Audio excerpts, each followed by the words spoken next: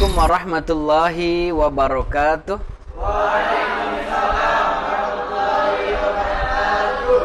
Hamdan wa syukran lillah, amma badu. Alhamdulillah, pada kesempatan kita kali ini kita dapat berjumpa kembali dalam mata pelajaran pendidikan agama Islam dan budi pekerti. Sebelum kita memulai pembelajaran kita hari ini, terlebih dahulu marilah kita berdoa dulu. Mudah-mudahan hari ini kita dimudahkan, dilancarkan, serta mendapatkan keberkahan serta manfaat ilmu, sehingga ilmu yang kita dapatkan menjadi amal soleh. Silakan kepada KM untuk dipimpin doanya. Siap, gerak. Sebelum belajar, alangkah baiknya kita untuk berdoa. Berdoa dimulai. Bismillahirrahmanirrahim. Raditu billahi rabba wa bil islami dina wa bi muhammadin nabiyya wa rasula. Rabbi zidni ilma warzuqni fahma. Amin. Baiklah anak-anakku sekalian semuanya, Bapak ingin mengecek dulu kehadiran ya. Aditya hadir? Hadir. Aep? Ada. Ayas? Nira? Oke. Idah? Oke. Jenny? Baik, alhamdulillah ya, berarti hadir semuanya ya. Alhamdulillah. Baik, perlu kalian ketahui bahwa manfaat dari belajar itu sangat penting. Karena apa? Karena belajar itu adalah salah satu bagaimana seseorang itu bisa meninggalkan kepada dunia kegelapan. Jadi ilmu itu ibarat cahaya. Al ilmu nurun, al jahlu dulalun. Ilmu itu adalah cahaya dan kebodohan itu adalah kegelapan. Oleh karena itu, jadikanlah pembelajaran kita sebagai cahaya penerang kita bagi kehidupan kita untuk menjalani kehidupan kita sehari-hari. Selanjutnya untuk pembelajaran kita hari ini ya adalah tujuan pembelajaran dalam tema kita hari ini ya terkait dengan berbakti kepada orang tua dan guru. Ini ada 4 poin, silakan bisa dilihat ya, dibaca ya, di depan. Ini yang pertama, meyakini bahwa hormat dan patuh kepada orang tua itu dan guru sebagai kewajiban agama. Kemudian menunjukkan perilaku hormat dan patuh kepada orang tua sebagai implementasi pemahaman Quran surat Al-Isra ya, ayat 23 dan hadis terkait. Kemudian menunjukkan contoh perilaku yang mencerminkan hormat dan patuh kepada orang tua dan guru. Kemudian menyimpulkan hikmah dan manfaat hormat dan patuh kepada orang tua. Dan setelah Bapak menyampaikan terkait dengan tujuan pembelajaran pada materi kita hari ini, sebelum Bapak menyampaikan materinya, Bapak ingin mengulas atau mengulang pembelajaran yang minggu kemarin Bapak sudah menyampaikan terkait dengan hormat dan patuh kepada orang tua dan guru ya menurut Al-Quran surat Al-Isra ayat 23 sampai 24. Ayo barangkali ya anak-anak semuanya yang masih ingat apa saja yang harus dilakukan oleh anak kepada orang tua berdasarkan Al-Quran surat Al-Isra ayat 23 dan hadis terkait. Silakan. Ya? Oh ya, silakan Ibrahim.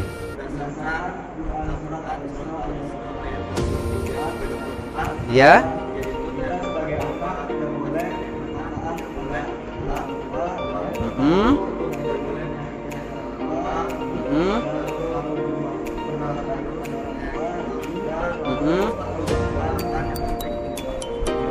Mendoakan makan ya, betul.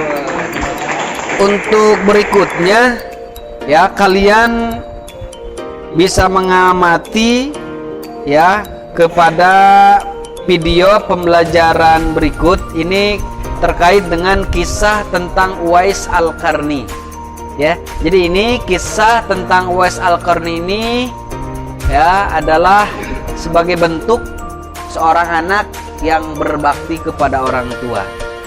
Berikut ini akan Bapak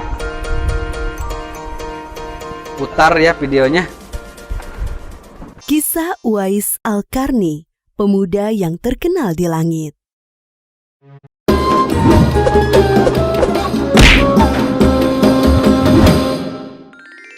Kisah Uwais Al-Qarni, pemuda yang terkenal di langit. Kisah ini bercerita tentang seorang pemuda bernama Uwais Al-Qarni yang hidup pada zaman Nabi Muhammad SAW. Nama Al-Qarni yang disematkan padanya memiliki arti yang dalam bahasa Arab penghuni langit. Melalui kisah ini kita akan mengetahui siapakah sosok Uwais yang namanya sangat terkenal sampai ke langit. Ternyata hal ini terjadi karena ketaatan Uwais kepada ibunya. Uwais adalah seorang pemuda yang berasal dari negeri Yaman.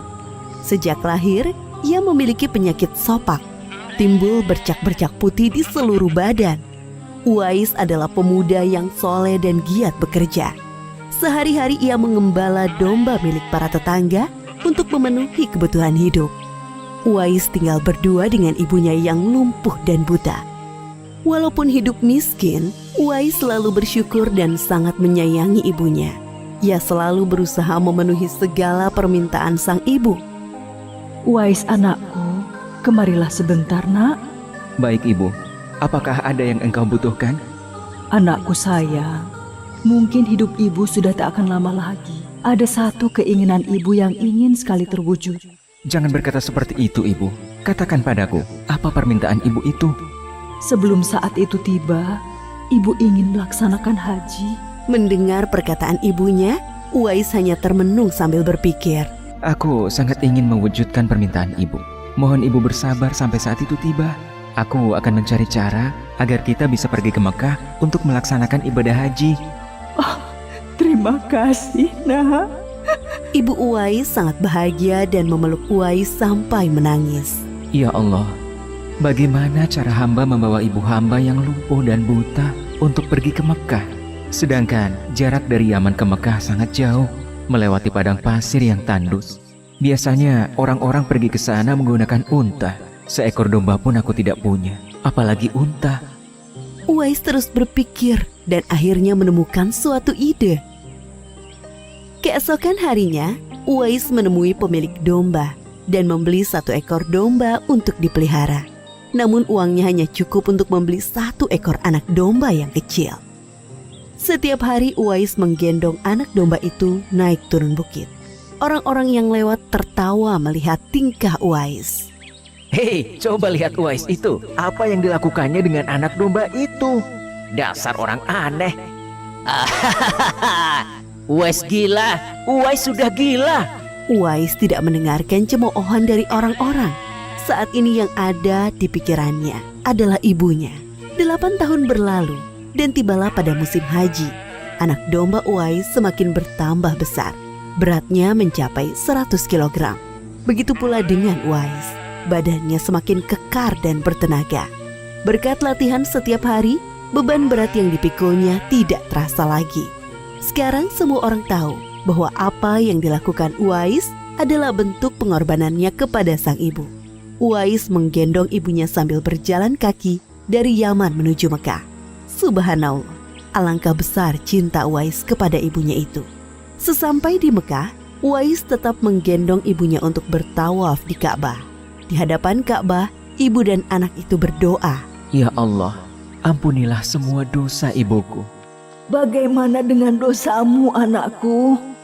Dengan terampuninya dosa ibu, maka ibu akan masuk surga. Cukuplah ridho ibu yang mengantarkanku ke surga. Allah Subhanahu wa Ta'ala mendengar percakapan ibu dan anak laki-lakinya. Seketika itu penyakit sopak yang dideritanya sembuh. hanya tertinggal 1 bulatan putih di telapak tangannya. Terima kasih ya Allah. Sekembalinya dari Mekah, Uwais meminta izin kepada ibunya untuk pergi ke Madinah. Uwais ingin sekali bertemu dengan Nabi Muhammad SAW. Dengan berat hati, ibunya mengizinkan Uwais berangkat. Setelah urusanmu selesai, cepat pulang ya nak. Sesampainya di Madinah, Uwais segera mencari rumah Nabi Muhammad SAW. Setelah menemukan, ia mengetuk pintu dan mengucapkan salam. Keluarlah istri Nabi, Aisyah radhiyallahu anha, seraya membalas salamnya. Apakah saya bisa bertemu dengan Rasulullah SAW? Maaf sekali, Nabi sedang tidak berada di rumah. Beliau sedang berperang dan tidak tahu pasti kapan kembali. Mungkin sebulan atau beberapa bulan lagi. Uwais dihadapkan pada 2 pilihan, menunggu kedatangan Nabi atau segera pulang ke Yaman. Bayangan sang ibu yang tua muncul di benaknya. Baiklah kalau begitu, saya pamit. Ada seorang ibu yang tidak bisa saya tinggal lama-lama di rumah. Sampaikan salam saya kepada Rasulullah SAW jika beliau sudah kembali dari perang. Terima kasih. Uwais kembali ke Yaman dengan perasaan haru dan sedih. Di satu sisi Uwais sangat ingin bertemu dengan Nabi Muhammad SAW. Namun di sisi lain, ia sangat mengkhawatirkan kondisi ibunya. Akhirnya ia memilih untuk segera pulang ke Yaman. Peperangan telah usai dan Nabi Muhammad SAW pulang ke Madinah. Aisyah radhiyallahu anha menceritakan perihal pemuda yang mencari beliau. Nabi mengatakan bahwa Uwais adalah pemuda yang sangat taat kepada ibunya. Karena ketaatan kepada ibunya itu, nama Uwais sangat terkenal di kalangan penduduk langit. Seperti yang tersebut dalam hadis Sahih Muslim Syarah An-Nawawi nomor 2542, dikatakan bahwa sebaik-baiknya tabi'in adalah Uwais Al-Qarni. Saat Nabi Muhammad SAW berbincang-bincang dengan Umar bin Khattab dan Ali bin Abi Thalib, beliau menceritakan tentang sosok Uwais. Apabila kalian bertemu dengan Uwais, mintalah doa dan istighfar kepadanya. Dia adalah penghuni langit. Perhatikan di telapak tangannya ada tanda berwarna putih. Dulu sejak lahir ia menderita penyakit sopak. Namun atas kesalehan dan ketaatan kepada ibunya, Allah Subhanahu wa Ta'ala menyembuhkan penyakitnya. Sampai pada akhir kematian Uwais, terjadi hal yang menggemparkan. Banyak sekali orang yang hadir mengurus pemakamannya. Orang-orang itu adalah penduduk langit yang dikirim oleh Allah Subhanahu wa Ta'ala. Subhanallah, Maha Suci Allah, sungguh mulia sosok Uwais ini. Demikianlah kisah Uwais Al-Qarni, pemuda yang namanya terkenal di langit. Karena ketaatan pada ibunya, Allah Subhanahu wa Ta'ala meninggikan derajatnya. Dalam kisah ini dapat kita ambil pelajaran berharga bahwa kita harus berbakti kepada orang tua. Semoga kisah Uwais Al-Qarni ini menjadi pengingat agar kita selalu mendoakan kedua orang tua di setiap waktu dan menambah ketaatan kepada mereka. Setelah kita lihat dan mengamati video kisah tentang Uwais Al-Qarni, ya, ini tiap-tiap kelompok silahkan kalian diskusikan, ya, kemudian hasil diskusinya kalian presentasikan dan menyampaikan hikmah, ya, hikmah apa saja yang terkait dengan kisah Al-Qarni tersebut. Bapak persilakan ke kelompok 1.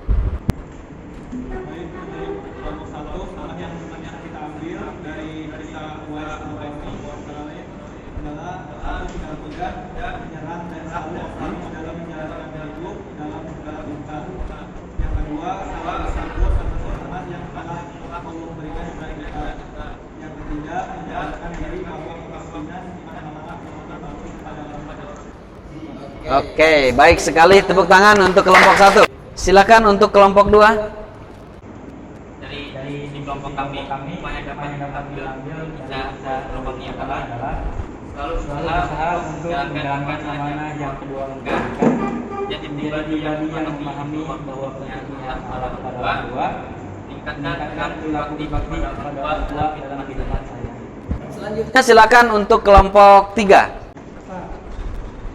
Menurut diskusi kelompok 3, hikmah dari Uwais Al-Qarni yaitu memotivasi atau mendorong kita untuk selalu berbakti kepada orang tua, selalu berusaha untuk tabah dan bersabar dalam menjalani semua yang telah Allah berikan. Baik, terima kasih kelompok 3.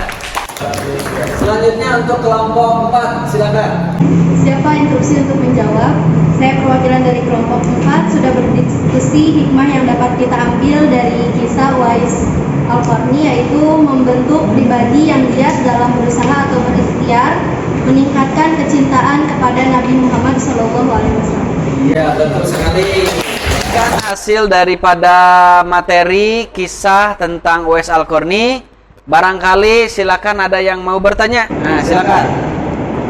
Izin bertanya, bagaimana seorang anak berbuat baik kepada orang tuanya, namun orang tuanya sudah meninggal? Oke, siapa yang mau menjawab? Silakan. Berbuat baik kepada orang tua, baik yang sesuatu maupun yang meninggal. Yang melakukan misalnya dia posisi salah satunya, yang bersama berbuat baik pakai kata dan jawabannya. Baik, ya. Cukup bagus ya. Setelah kita membahas materi kita hari ini, ya, tadi sudah kita diskusikan, barangkali siapa yang mau menyimpulkan? Yo, silakan. Ibrahim ya, dari kelompok 2, silakan.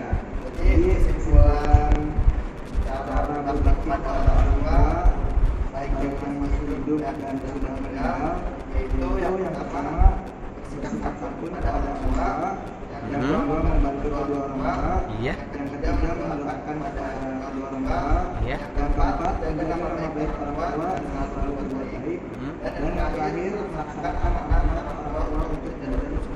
Iya, betul sekali ya.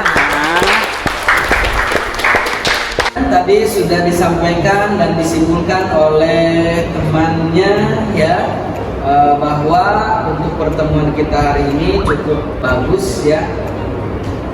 Berikutnya adalah Bapak ingin ngasih tugas kepada kalian semuanya. Dari hasil materi yang kita bahas hari ini, silahkan setiap kelompok ini kalian semuanya meresum hasil daripada kisah Uwais Al-Qarni itu tadi. Kemudian minggu depan dikumpulkan.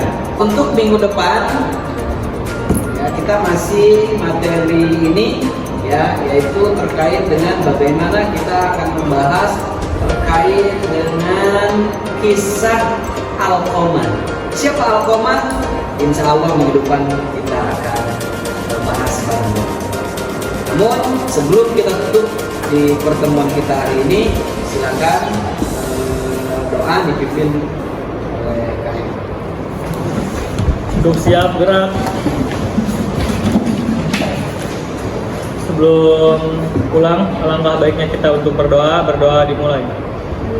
Bismillahirrahmanirrahim. Subhanallahumma wa bihamdika asyhadu an la ilaha illa anta astaghfiruka wa atubu ilaik. Baik, demikian untuk pertemuan kita hari ini. Mudah-mudahan kita semuanya selalu diberikan kesehatan, diberikan ilmu yang bermanfaat. Itu saja yang bisa Bapak sampaikan. Akhirul kalam, wassalamualaikum warahmatullahi wabarakatuh.